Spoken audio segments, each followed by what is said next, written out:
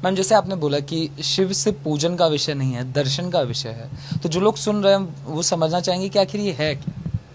जी जितेंद्र, देखिए, मैं अपने आप को बहुत ज्ञानी तो नहीं मानती हूँ, लेकिन मैं डेफिनेटली भारतीय संस्कृति की एक स्टूडेंट हूँ, एक छात्रा हूँ। तो बहुत सारी चीज़ें पढ़ने की, समझने की कोशिश कर रही हूँ। जब शिव के बारे में मैंने जानने की कोशिश करी तो पहली चीज़ तो मुझे ये पता चली कि शिव और शंकर अलग अलग हैं। हम लोग अक्सर समझते हैं कि शिव कोई व्यक्ति है। शिव जो है वो कॉन्शियसनेस की जो बिल्कुल परम अवस्था होती है, चेतना की जो अवस्थाएं होती हैं, जागृत, निंद्रा और स्वप्न, उससे भी इन तीनों अवस्थाओं से ऊपर जो स्टेज होती है चेतना की, समाधि, तभी उनको जो है कहते हैं कि त्रिनेत्र खुलना, कि वो जब आप बिल्कुल हर चीज को एक अहम ब्रह्मास्मि वाली दृष्टि से देखते हैं। जब मुझे दिखता है कि जितेंद्र के अंदर भी मैं ही हूँ, हम उन तत्वों से बने हैं, क्षिति, जल, पावक, गगन, समीरा, उन 5 एलिमेंट से हम बने हैं, उन्हीं 5 एलिमेंट से पूरा विश्व बना है। जब हम हर व्यक्ति के अंदर भगवान देखने लगते हैं, हर जीव के अंदर भगवान देखने लगते हैं, उस समाधि की, उस चेतना की एक्सट्रीम स्टेज को जब हम पहुंच जाते हैं, उसको कहा जाता है शिवत्व का प्राप्त होना। तभी मैं कहती हूँ कि शिव केवल पूजन का विषय नहीं है।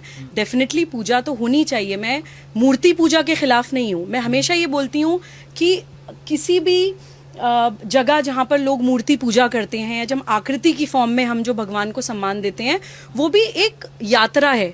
वो आकार से निराकार पे पहुंचने की एक यात्रा है। जैसे मेरा बच्चा छोटा है तो मैं उसको पहले बताती हूँ ए फॉर एप्पल, उसको दिखाती हूँ एप्पल लाल रंग का है, उसका ये शेप है, साइज है, फॉर्म है। जब वो समझ जाता है तब उसको बताती हूँ ए फॉर एरोप्लेन भी होता है, ए फॉर एंट भी होता है, ए फॉर एलिगेटर भी होता है। तो वो बड़ा ज्ञान प्राप्त करने से पहले जो स्टेजेस होती हैं, उन स्टेजेस के लिए मूर्ति पूजा मैं महत्वपूर्ण मानती हूँ। तो मुझे लगता है कि शिव केवल पूजन का विषय नहीं है, शिव दर्शन का विषय है। कुछ चीजें मैं और आपके चैनल के माध्यम से बताना चाहती हूँ कि जो क्वालिटीज, जो एट्रीब्यूट्स शिवत्व के अंदर होने चाहिए, या शिव से जो हमें सीखने की जरूरत है, उनकी बीवी अन्नपूर्णा, उनके ससुर हिमालय, रत्नों की खान जिसको कहा जाता है, बेटे गणेश जी, दोस्त कुबेर, स्वयं महान ईश्वर, आदि योगी, लेकिन फिर भी अलग समाज से, एकदम एकदम अकेले, उनको किसी चीज का लालच नहीं है, डिटैचमेंट जो भारतीय संस्कृति हमें सिखाती है, वो हमें शिव से सीखने की जरूरत है। उनको वैद्यनाथ भी कहा जाता है, यानी कि चिकित्सा के गुरु। उनको नटराज भी कहा जाता है, यानी नृत्य के गुरु। उनको आदि योगी भी कहा जाता है, यानी कि योग के गुरु।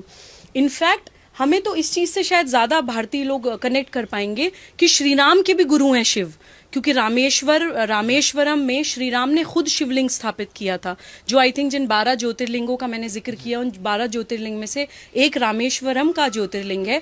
तो श्री राम जिनको अपना गुरु मानते हो, वो कितना बड़ा दर्शन होगा, ये हमें समझने की जरूरत है।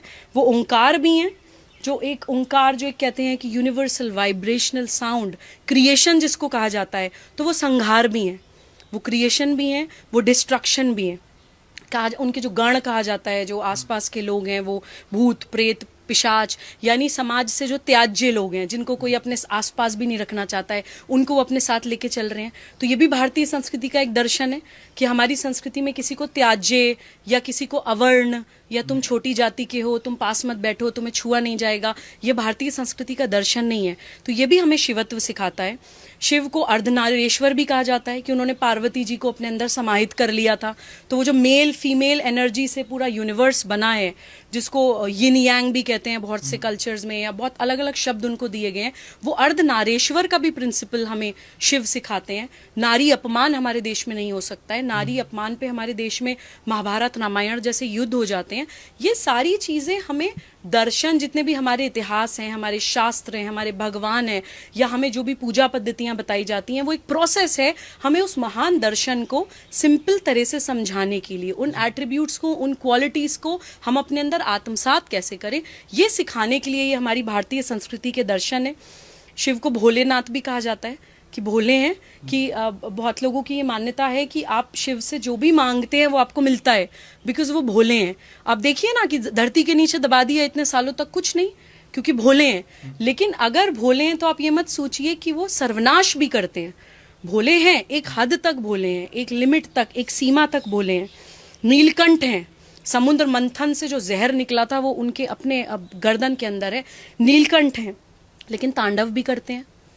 तो उस दर्शन को प्लीज समझिए, महाभारत के लेसन को समझिए, इस्लामिक प्रिंसिपल्स को समझिए, और भारतीय दर्शन को समझते हुए संप्रदाय से ऊपर उठकर प्लीज अध्यात्म को समझते हुए समस्या का समाधान मिलकर ढूंढिए। ये राजनीति का विषय नहीं है जितेंद्र, मैं ये बार बार दोहराना चाहती हूं कि किसी व्यक्ति, किसी संगठन, किसी पार्टी की जिम्मेदारी नहीं है जो हम सोचते हैं कि कोई राजनीति ही हमें इन समस्याओं से बाहर निकाल लेगी। भारत में समाज सत्ता राज सत्ता से बड़ी चीज है। ये भारतीय समाज की ताकत है, ये भारतीय समाज की हिम्मत है, और ये भारतीय समाज की एकता है जो हमें इन समस्याओं से निकाल सकती है। तो कृपया इस चीज में हम लोग भारतवासी बन के समस्या को देखें और संवाद करके समाधान की ओर बढ़ें। इसी आशा और इसी विश्वास के साथ मैं अपनी इस बाइट को समाप्त करना चाहूंगी।